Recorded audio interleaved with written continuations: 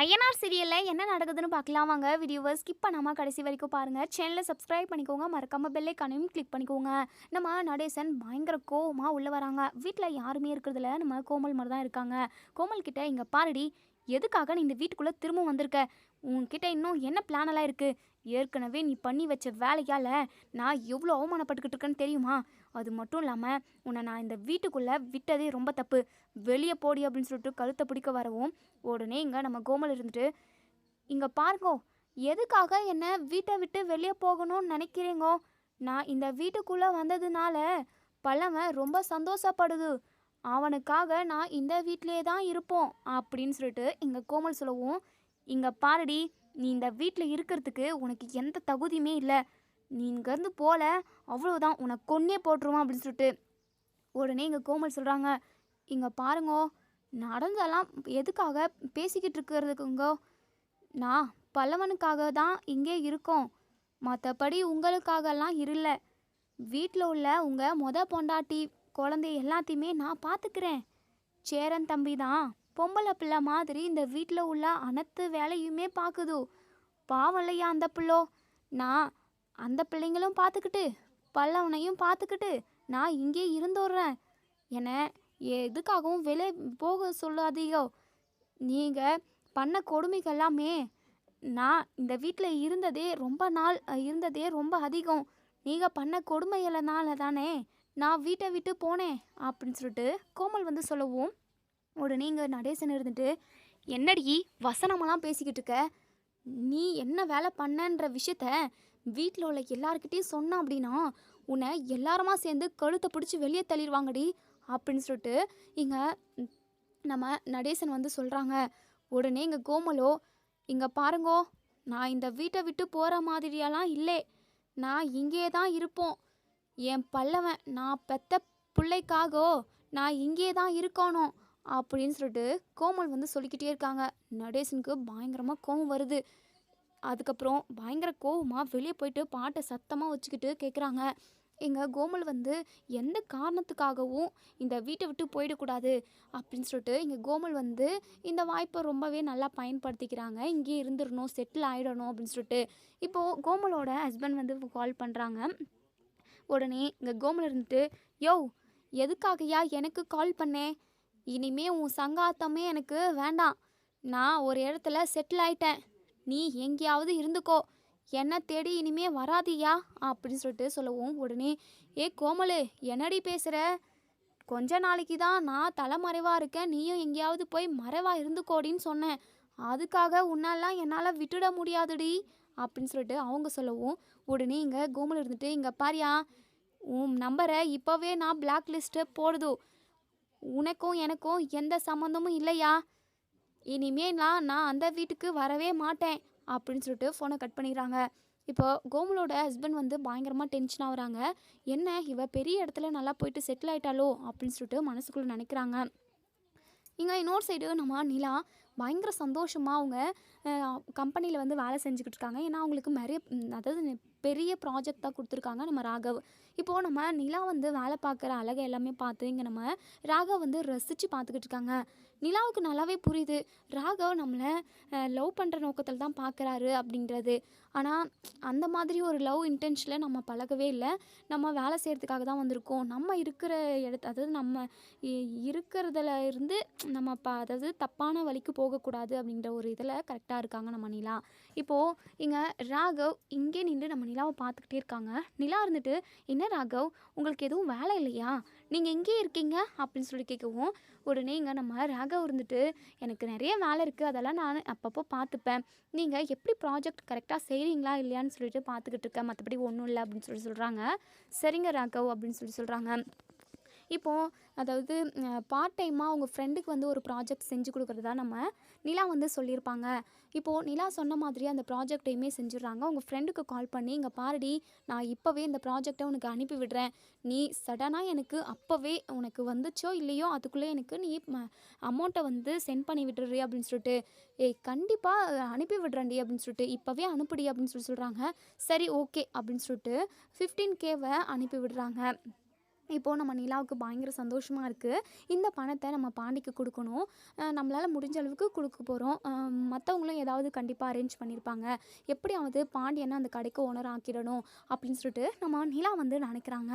இன்னொரு சைடு நம்ம பல்லவன் காலேஜில் எப்படா எக்ஸாம் முடியும், எப்படா திரும்பவும் அம்மாவை பார்க்க போவோம் அப்படின்னு சொல்லிட்டு பயங்கர எக்ஸைட்மெண்ட்டாக இருக்காங்க. அதுக்கப்புறம் எக்ஸாம் எல்லாம் முடிஞ்சு ஈவினிங் ஆகுது. நம்ம பல்லவனும் ரொம்பவே சந்தோஷமாக இப்போது வீட்டுக்கு வந்துக்கிட்டு இருக்காங்க. அம்மா கிட்ட போய் ஜாலியாக பேசுவோம், காலேஜில் என்னெல்லாம் நடந்ததோ அது எல்லாத்தையுமே நம்ம சொல்லுவோம் அப்படின்னு சொல்லிட்டு பயங்கர சந்தோஷமாக வந்துக்கிட்டு இருக்காங்க. இப்போது இங்கே கோமல் வந்து டீ போடுறாங்க. டீ போட்டு கொண்டு வந்து இங்கே நடேசனுக்கு வந்து கொடுக்குறாங்க. நடேசன் பயங்கரமாக கோவப்படுறாங்க. அந்த டீயை அப்படியே அடித்து விட்டுறாங்க. என்னங்கோ உங்களுக்கு என்ன ஆச்சு, எப்போ பார்த்தாலும் கோவமாகவே இருக்கீங்கோ, நடந்த எல்லாத்தையுமே மறந்து தொலைங்கோ, இதுக்கப்புறம் நம்ம பிள்ளைங்கள நான் பார்த்துக்கிறேன் அப்படின்னு சொல்லிட்டு முக்கி முக்கி பேசவும் உடனே நடேசனுக்கு பயங்கர கோபமாக வருது. இங்கே பாருடி, சும்மா என்கிட்ட இப்படி இழுத்துட்டு பேசிக்கிற வேலைலாம் வச்சுக்காத. எவ்வளோ சீக்கிரமாக உன்னால் இந்த வீட்டை விட்டு போக முடியுமோ அவ்வளோ சீக்கிரமாக போயிடு, இல்லைனா நானே இந்த வீட்டை விட்டு உன்னை அனுப்பிடுவேன் அப்படின்னு சொல்லிட்டு. இங்கே பாருங்கோ, என்னால் இந்த வீட்டை விட்டெல்லாம் போக முடியாது, என் பிள்ளைக்காக நான் இங்கே தான் இருக்குது அப்படின்னு சொல்லவும் நடேசனுக்கு என்ன பண்ணுறதுனே தெரியல. பார்க்க பயங்கரமாக கோவம் வருது. ஏன்னா நம்ம நடேசனுக்கு எதுக்காக இங்கே அவங்கள பார்த்தா கோவம் வருது அப்படின்னா, நம்ம நடேசனோட ஒய்ஃபை கொலை பண்ணதே இங்கே பல்லவனோட அம்மா கோமல் தான். இதுக்காக தான் நம்ம நடேசன் வந்து பயங்கரமாக கோவப்படுறாங்க. இந்த வீட்டில் மேலும் எந்த பிரச்சனையும் வந்துடக்கூடாது, யாருக்கும் ஆபத்து வந்துடக்கூடாதுன்னு சொல்லிட்டு தான் நம்ம நடேசன் வந்து அவங்கள வீட்டை விட்டு போக சொல்கிறாங்க. ஆனால் வெளிப்படையாக இவங்க வந்து இதான் விஷயம் பண்ணாங்க அப்படின்றத யார்கிட்டையுமே சொல்ல மாட்டேங்கிறாரு நம்ம நடேசன். சொன்னால் பாதி பிரச்சனை முடிஞ்சிரும். ஆனால் நம்ம நடேசன் வந்து சொல்லவே மாட்டேங்கிறாங்க. உடனே நடேசன் இருந்துட்டு கோமல்கிட்டே, இங்கே பாருடி, ஏற்கனவே என் பொண்டாட்டியை அடித்து கொன்று போட்டுட்டு என் மேலே பழியை தூக்கி போட்டுட்டு பெத்த குழந்தைய கூட விட்டுட்டு ஓடி போனவ.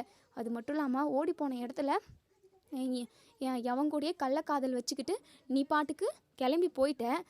எத்தனை வருஷம் ஆகுது, பெத்த பிள்ளை இருக்கேன்னு திரும்பி வந்தியாடி, நீ வரல இல்லை, இனிமேலும் நீ இங்கே இருக்கக்கூடாது அப்படின்னு சொல்லவும் உடனே எங்கள் கோமல் இருந்துட்டு, இங்கே பாரியா, என்ன நீ பேசினதவே பேசிக்கிட்டு இருக்கே அப்படின்னு சொல்லவும் பக்கத்தில் இருந்த ஒரு கட்டையை எடுத்து அடிக்க போகிறாங்க. இங்கே நம்ம கோமல் வந்து பயங்கரமாக பயப்படுறாங்க, பதட்டப்படுறாங்க. கரெக்டாக பல்லவன் வந்து காலேஜ் முடிஞ்சு வந்துக்கிட்டு இருக்கிறத இங்கே கோமல் வந்து பார்த்துட்றாங்க. பார்த்ததுமே இங்கே அடித்த மாதிரியே சீன் போடுறாங்க, அதாவது நடிக்கிறாங்க. இப்போது நம்ம நடேசன் கையில் ஒரு கட்டை இருக்குது. இங்கே கோமல் வந்து மயங்கி விழுந்துடுறாங்க. நம்ம நடேசனுக்கு ஒன்றுமே புரியல. என்ன நம்ம அடிக்கவே இல்லை, இவன் மயங்கி விழுந்துட்டா, இந்த வடிவேல் காமெடியில் அடிக்கவே இல்லை அலறன்ற மாதிரி இவ பண்ணிக்கிட்டு இருக்காளே, எதுக்காக இப்படி நாடகம் போடுறா இவ அப்படின்னு சொல்லிட்டு நடேசன் மனசுக்குள்ளே நினைக்கிறாங்க. இங்கே கரெக்டாக நம்ம பல்லவன் வந்து நிற்கவும் அவங்க அம்மா மயங்கி இருக்கிறத பார்த்துட்டு பயங்கரமாக அழுக ஆரம்பிச்சிடுறாங்க. இங்கே நடேசனோட கையில் வந்து ஒரு கட்டை இருக்குது. ஏன்னா நம்ம நடேசனை அடிக்கவே இல்லை, ஆனால் அடித்ததா நினச்சிக்கிறாங்க நம்ம பல்லவன். அம்மா என்னம்மா ஆச்சு, இந்த ஆள் உன்னை அடித்து கொண்டுட்டாரா? ஐயோ அம்மா, நான் இப்போ என்ன பண்ணுவேன், ரொம்ப நாள் கழித்து ரொம்ப வருஷம் கழித்து இப்போ தான் நான் உங்களை பார்க்குறேன், உங்கள் கூட இருக்கணும், உங்கள் கூட நல்லா டைம் ஸ்பெண்ட் பண்ணணும்னு சொல்லிட்டு ரொம்பவே சந்தோஷமாக இங்கே வந்தேன். ஆனால் உங்களை இந்த ஆள் அடித்து கொண்டுட்டானா அப்படின்னு சொல்லிட்டு பயங்கரமாக அழுக ஆரம்பிச்சிடுறாங்க. யோ, உன்னை நான் சும்மாவே விட மாட்டேனியா, உன்னை கொல்லாமல் விட மாட்டேன், என் அம்மாவுக்கு மட்டும் ஏதாவது ஆகட்டும், அப்புறம் இருக்கியா உனக்கு அப்படின்னு சொல்லிட்டு இப்போ தான் நம்ம சேரனும் வேலை முடிச்சு வரவும் இங்கே நம்ம பல்லவன் ரொம்பவே கதறி கதறி அழுதுகிட்டு இருக்கிறது எல்லாத்தையுமே பார்க்குறாங்க. உடனே நம்ம சேரனுமே ரொம்பவே பதட்டமா, டே பல்லவா என்னடா ஆச்சு அப்படின்னு சொல்லி கேட்கவும், ஆனால் இந்த ஆள் அம்மாவை அடிச்சே கொண்டுட்டாருண்ணே, எனக்கு பயமாக இருக்குது, அம்மாவை இப்போவே ஹாஸ்பிட்டல் கூட்டிகிட்டு போகணுண்ணே அப்படின்னு சொல்லிட்டு உடனே இங்கே நம்ம சேரன் வந்து பயங்கர பதட்டமாக இங்கே சோழனுக்கு கால் பண்ணுறாங்க. சோழனுக்கு கால் பண்ணி, டே சோழா உடனே கிளம்பி வீட்டுக்கு வாடா அப்படின்னு சொல்லவும், என்னென்ன அவசரம், எனக்கு ஒரு சவாரி இருக்குண்ணே, அதை முடிச்சுட்டு வரவா அப்படின்னு சொல்லி கேட்கவும், டேய் அந்த சவாரியெல்லாம் முடிக்கணும்னு அவசியம் இல்லைடா, சீக்கிரமாக நீங்கள் வீட்டுக்கு கிளம்பி வாடா அப்படின்னு சொல்லி பதட்டமாக பேசுகிறாங்க.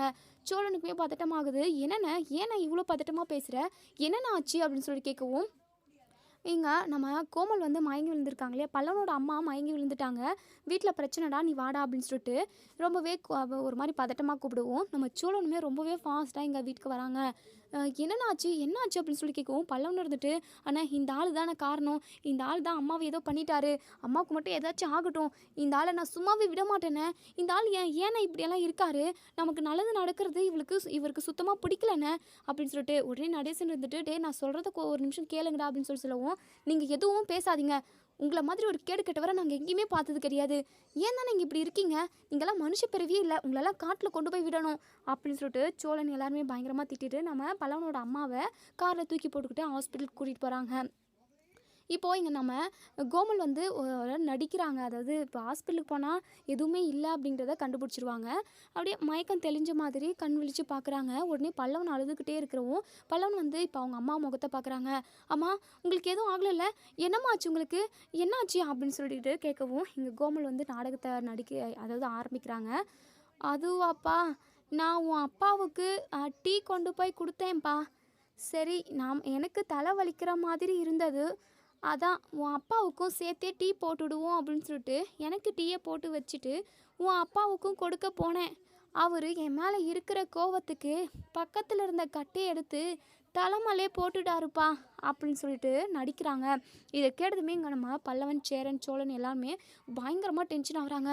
பல்லவன் இருந்துட்டு சேரன்கிட்ட, அண்ணே என்னண்ணே இதெல்லாம், இவர் ரொம்ப தான் பண்ணிக்கிட்டு இருக்காருண்ணே, அவர் இந்த வீட்டிலே இருக்கக்கூடாதுண்ணே, எதுக்காக இவர் இவ்வளோ கேவலமாக நடந்துக்கிறாரு, நம்மளுக்காக இது வரைக்குமே அவர் எதுவுமே பண்ணது கிடையாது, இப்போது நம்ம சந்தோஷமாக இருந்தாலும் அதுக்கு பிடிக்கல போல, அவருக்கு நம்ம சந்தோஷத்தை கெடுக்கணும்னு பார்க்குறாருண்ணே அப்படின்னு சொல்லிட்டு பல்லவன் அழுதுகிட்டே சொல்லவும் உடனே இங்கே நம்ம கோமல் மனசுக்குள்ளே நினைக்கிறாங்க, பாவம் அந்த ஆள் ரொம்ப ரொம்ப நல்லவர் தான், ஆனால் நமக்கு வேறு வழி இல்லை, நம்ம அதே வீட்டில் தான் இருந்தாகணும், நம்மளோட சுச்சுவேஷன் அப்படிங்கிற மாதிரி மனசுக்குள்ளே நினைக்கிறாங்க.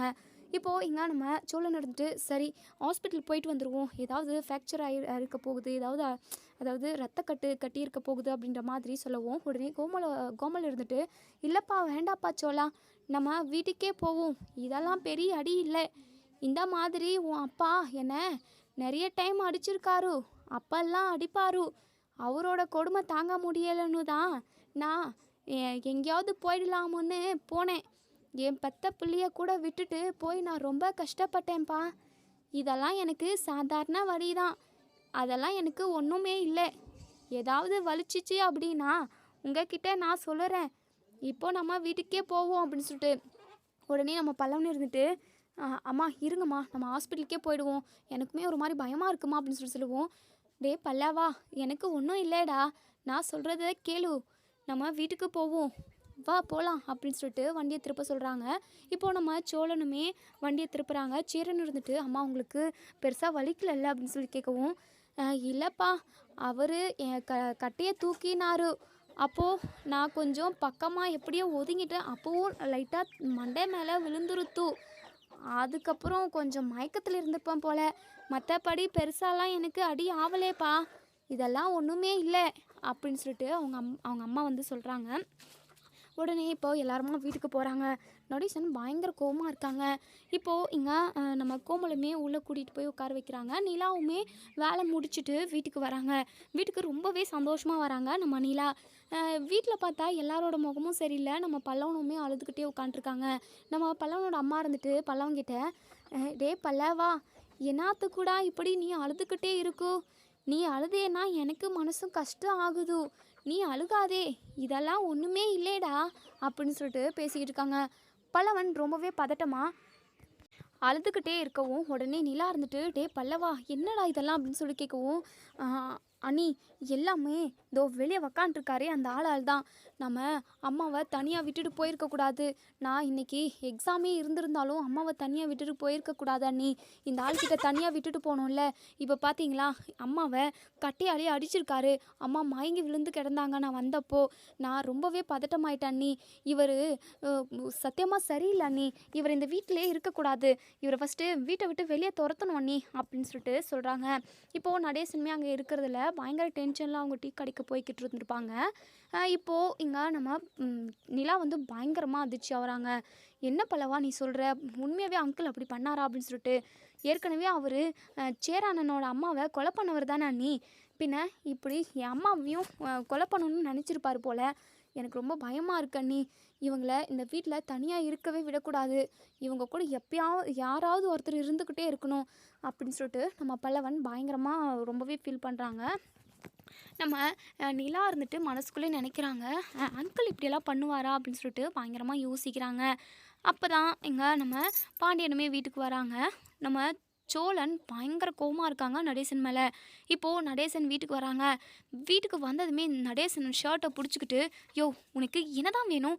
உனக்கு நாங்கள் எல்லாம் சந்தோஷமாக இருந்தால் பிடிக்கவே பிடிக்கலல்ல, ஏன் நீ இவ்வளோ கேவலமானவனா இருக்க? அப்படி இப்படின்னு சொல்லிட்டு பயங்கரமாக கேள்வி கேட்குறாங்க. டேய், நான் சொல்கிறதெல்லாம் உங்களுக்கு இப்போ புரியாது. அவள் சரியான நாடகக்காரிடா. அவள் பண்ண விஷயத்த எல்லாத்தையுமே உங்ககிட்ட சொன்னா அப்படின்னா நீங்கள் மிரண்டு போயிடுவீங்கடா அப்படின்னு சொல்லிட்டு. யோ நீ பண்ணதை விடவா உன்ன மாதிரி ஒரு கேடு கெட்டவங்கன்னா நான் எங்கேயுமே பார்த்ததில்ல. சி, உங்களை பார்க்கவே அருவெறுப்பாக இருக்கியா அப்படின்னு சொல்லிட்டு எங்கள் நடேசனை யாருமே புரிஞ்சுக்காம பயங்கரமாக திட்டிக்கிட்டே இருக்காங்க. நம்ம நிலா இருந்துட்டு, போதும் நிறுத்துங்க சோழன், போதும் விடுங்க. நம்ம வீட்டில் யாராவது ஒருத்தர் வீட்டில் இருந்துக்கிட்டே தான் இருக்கணும். நான் கூட அவங்க 2 பேரும் தனியாக இருந்தாங்க அப்படின்னா பேசி அவங்க சண்டையை சமாதானப்படுத்திப்பாங்க, ஒருத்தருக்கு ஒருத்தர் புரிஞ்சுக்கிட்டுப்பாங்க அப்படின்னு சொல்லிட்டு நான் நினச்சேன். ஆனால் இந்த அளவுக்கு பெரிய பிரச்சனையாக வந்து முடியும்னு சொல்லிட்டு நான் கொஞ்சம் கூட எதிர்பார்க்கவே இல்லை. சரி விடுங்க, யாரும் இதை பற்றி பேச வேண்டாம். அங்கிள் நீங்களும் போங்க, வெளியே போங்க அப்படின்னு சொல்லிட்டு இப்போது நம்ம நடேசனமே வெளியே போயிடுறாங்க. இப்போது நம்ம சேரன் இருந்துட்டு, எல்லாருமே டென்ஷனில் இருக்கீங்க, சரி டீ ஆச்சு குடிங்க, எல்லாருக்குமே டென்ஷன் சரியாகும். யாரும் நடந்த எல்லாத்தையுமே நினச்சிக்கிட்டு இருக்காதீங்க, எல்லாரும் மறந்துட்டு இருக்கிற வேலையை பாருங்கள், பார்த்துக்கலாம் அப்படின்னு சொல்லிட்டு நம்ம சேரனுமே டீ வச்சு கொண்டு வந்து எல்லாருக்குமே கொடுக்குறாங்க. இப்போது இங்கே நம்ம நிலா இருந்துட்டு பாண்டியனை வந்து வர சொல்கிறாங்க. பாண்டி, நீங்கள் அந்த கடையை வந்து லீஸ்க்கு எடுக்கணும்னு சொல்லிக்கிட்டு இருந்தீங்கல்ல, 3 லட்ச ரூபாய் ஆகும்னு சொல்லி பேசிக்கிட்டு இருந்தீங்க. என்னால் முடிஞ்ச பணத்தை நான் உங்களுக்கு கொடுக்குறேன் தாங்க அப்படின்னு சொல்லிட்டு பணத்தை கொடுக்கவும், உடனே பாண்டி, எதுக்காகங்க நீங்கள் எதுக்காக தேவையில்லாமல் எனக்காக கஷ்டப்படணும்? வேண்டாங்க, நீங்கள் உங்கள் செலவுக்காக வச்சுக்கோங்க, நாங்கள் பார்த்துக்குறோம் அப்படின்னு சொல்லிட்டு உடனே நம்ம சேரனுமே அதே தான் சொல்கிறாங்க. என்ன ஆளுக்கு என்னென்னமோ பேசிக்கிட்டு இருக்கீங்க? அப்போது நான் உங்களில் ஒருத்தவ இல்லையா? அப்போ என்ன எல்லாருமா சேர்ந்து என்னை தனியாக பிரித்து தான் பார்க்குறீங்களா அப்படின்னு சொல்லி கேட்கவும், உடனே இங்கே நம்ம சேரன் இருந்துட்டு, ஐயோ இல்லைப்பா, அப்படியெல்லாம் இல்லைப்பா, இல்லை நீ ரொம்ப கஷ்டப்பட்டு சம்பாதிச்சிருப்ப. இங்கே பாருங்கண்ணே, எல்லாருமே ரொம்ப கஷ்டப்பட்டு தான் சம்பாதிக்கிறாங்க. அதெல்லாம் எனக்கு ஒன்றுமே இல்லைண்ணே. இங்கே பாரு பாண்டி, நீ இந்த பணத்தை வாங்கிக்கிட்ட அப்படின்னா தான் எனக்கு திருப்தியாக இருக்கும். உனக்காக நான் எக்ஸ்ட்ரானரியாக வேலை செஞ்சு இந்த பணத்தை புரட்டினேன் அப்படின்னு சொல்கிறாங்க. சரிங்க, உங்களோட ஆசைக்காக நான் இந்த பணத்தை வாங்கிக்கிறேன் அப்படின்னு சொல்லிட்டு நம்ம சோழனுமே அவங்களால முடிஞ்ச அளவுக்கு 50,000 ரூபா கொடுக்குறாங்க. நம்ம சேரன் இருந்துட்டு, டே பாண்டி, நானுமே சொல்லி வச்சுருக்கேன்டா, நானும் பணத்தை சீக்கிரமாகவே ரெடி பண்ணிடுவேன், சீக்கிரமாக ரெடி பண்ணி பணத்தை கொடுத்து நீ அந்த கடைக்கே ஓனர் ஆகிடணும்டா அப்படின்னு சொல்லி பேசிக்கிட்டு இருக்காங்க. இப்போ தான் வானதி இங்கே பாண்டியை பார்க்கறதுக்காக வராங்க. இவங்க பேசிக்கிட்டு இருக்கிறது எல்லாத்தையுமே கேட்குறாங்க. உடனே இங்கே வானத்தி இருந்துட்டு சேரன்கிட்ட, அண்ணே என்னண்ணே அந்த ஒரு ரூமு, அந்த ஓட்ட கடைக்கு இவன் ஓனர் ஆகணுமா? இதெல்லாம் நல்லாவா இருக்குண்ணே?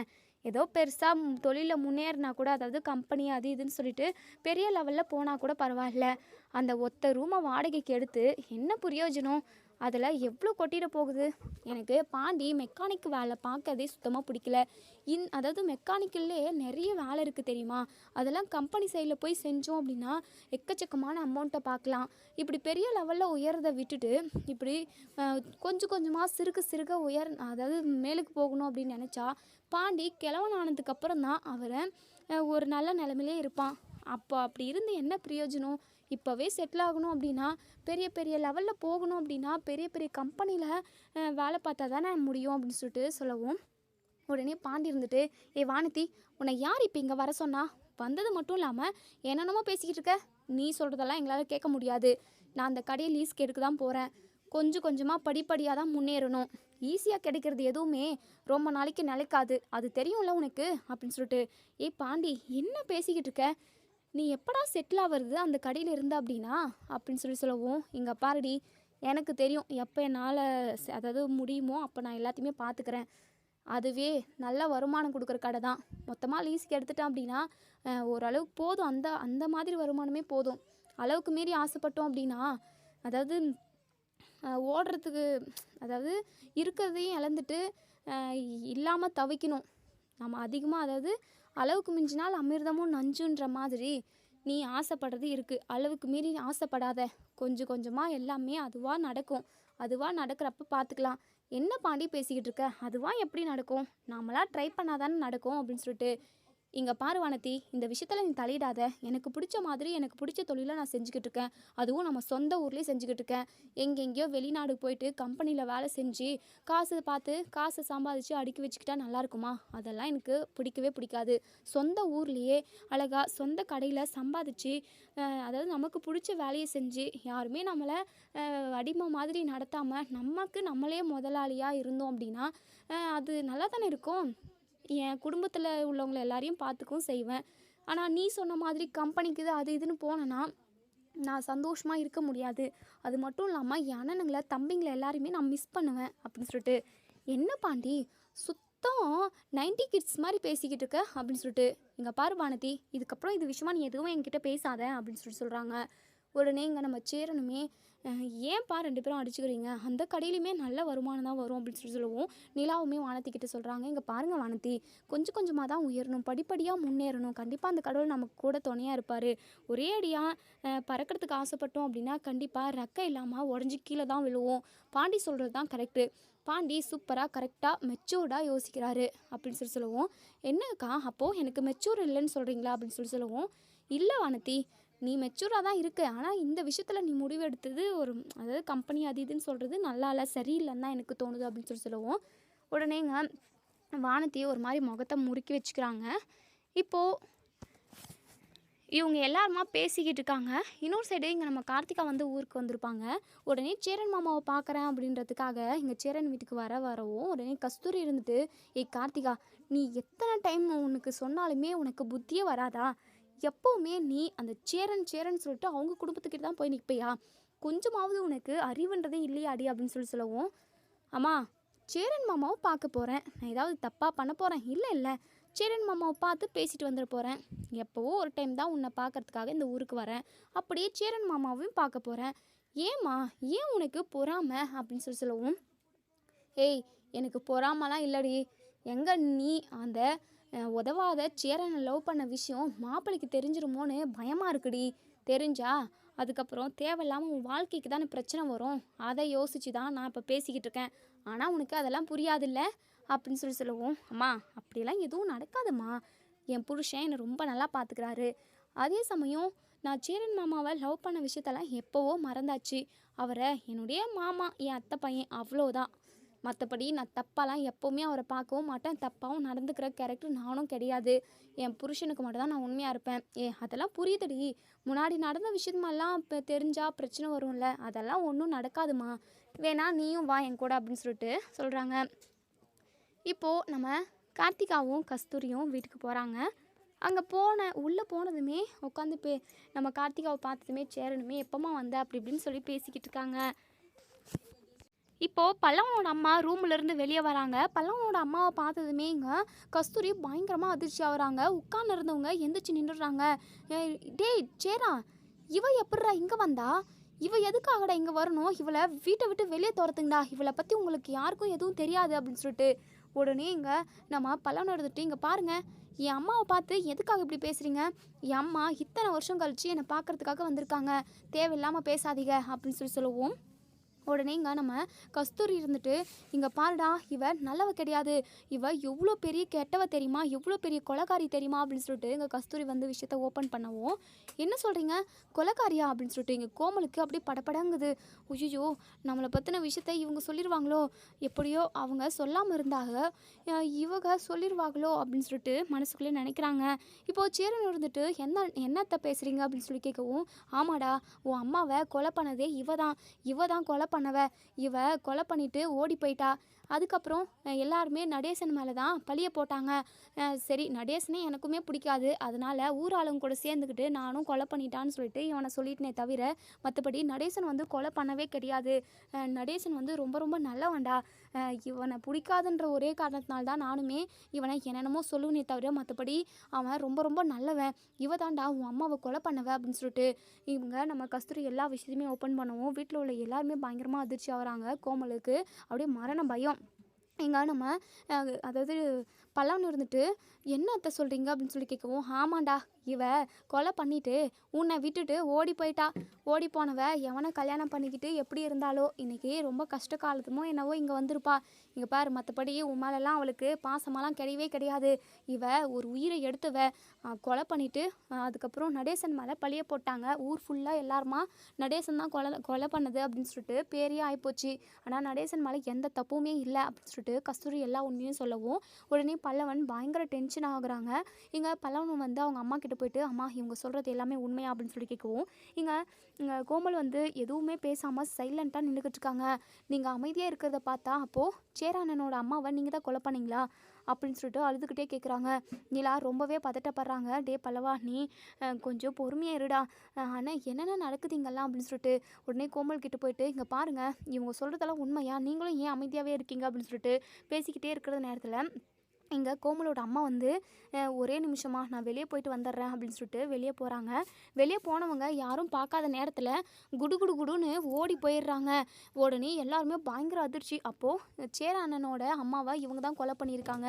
இவங்க என் மேலே இருக்கிற பாசத்தினாலெல்லாம் வீட்டுக்குள்ளே வரல அப்படின்னு சொல்லிட்டு எங்க நம்ம பல்லவன் வந்து பயங்கரமாக அழுக ஆரம்பிச்சிடுறாங்க. நிலாவுமே பல்லவனை பார்த்து பயங்கரமாக அழுகுறாங்க. "டே பல்லவா, அழுகாதுடா, விடுடா. இத்தனை வருஷமாக உன்னை பார்க்க வராதவங்க இன்னைக்கு அதாவது கூப்பிட்டதுமே வரேன்னு சொன்னாங்க. நீ சந்தோஷப்படணுன்றதுக்காக தான் உன் அம்மாவை வீட்டுக்கே கூட்டிகிட்டு வந்தோம். ஆனால் இவங்க இவ்வளோ பெரிய ஃப்ராடாக இருப்பாங்கன்னு சொல்லிட்டு கொஞ்சம் கூட எதிர்பார்க்கலடா. விடுடா. இன்றைக்கி 2 நாள் நடந்த எல்லாமே கனவுல நடந்த மாதிரி நினச்சி மறந்துடுறா. அண்ணனும் சரி, சோழன், பாண்டியன் எல்லாருமே உன்னை ரொம்ப நல்லா பார்த்துக்கிட்டாங்கல்லடா. நீ அதை மனசில் வைடா. அண்ணனுங்களுக்காக நீ சந்தோஷமாக இருக்கணும். இதெல்லாம் எதுவும் நினச்சி வருத்தப்படாத பல்லவா" அப்படின்னு சொல்லிட்டு நம்ம நிலா வந்து சொல்கிறாங்க. இங்கே நம்ம பலன் பயங்கரமாக அழுகுறாங்க. இதோட இந்த ரிவ்யூ முடியுது. இதுக்கப்புறம் என்ன நடக்கு சொல்லி வெயிட் பண்ணி பார்ப்போம் ஃப்ரெண்ட்ஸ். வீடியோ பிடிச்சிருந்தா லைக் பண்ணி கமெண்ட் பண்ணி தெரிவிங்க. தேங்க்யூ.